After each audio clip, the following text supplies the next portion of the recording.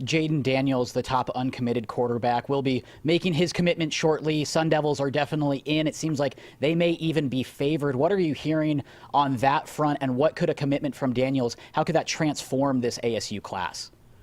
Well, I think it only makes that class stronger, and it kind of puts them at a surplus because you know how many schools struggle to get a quarterback in a recruiting class? This would be Arizona State's third quarterback in this class. Now, does that mean they hold on to everybody? You know, we'll have to wait and see. Does Joey Yellen stick with Arizona State? Does he go somewhere else? Does Ethan Long stick with Arizona State? Does he go somewhere else? I mean, it's hard enough bringing in two quarterbacks into a recruiting class, but three is almost unheard of.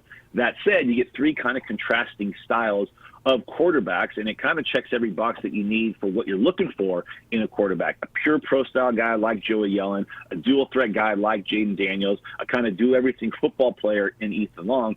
So Jayden Daniels just makes this class that much more remarkable. And frankly, I think that would be, in terms of not just what he brings as a football player, but what he brings from the late charge Arizona State made to not even be mentioned by them to potentially landing him.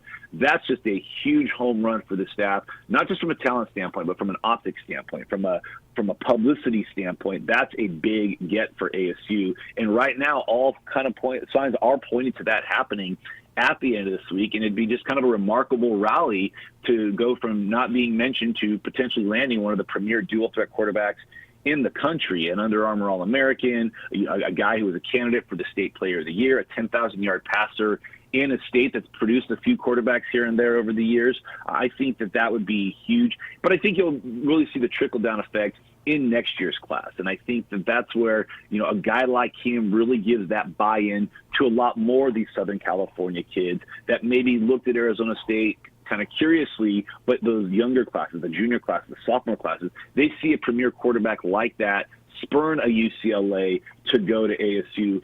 That kind of opens up floodgates in future classes.